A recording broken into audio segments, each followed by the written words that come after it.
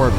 Push the right stick one way to fly to the side, and push the left stick the other direction to turn and keep the subject centered in the frame. The pullback tilt up. Start above and slightly in front of the subject, pull back on the left stick to fly backwards away from your subject, then tilt the gimbal up to keep the subject centered as you fly backwards. The rise up. Start close to the ground with the camera pointed at the horizon, push up on the left stick to ascend, revealing the landscape. The follow. Start with the drone behind the subject. Push the right stick forward to fly forward and follow the subject.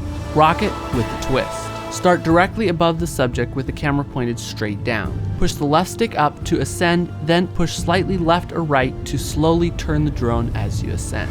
The push and turn. Push forward on the right stick to fly forward, then push the left stick left or right to slowly turn. The fly over reveal. Fly the drone forward over a tree line, mountain ridge, building, etc. to reveal what's on the other side. Fly close to the ground for the best effect.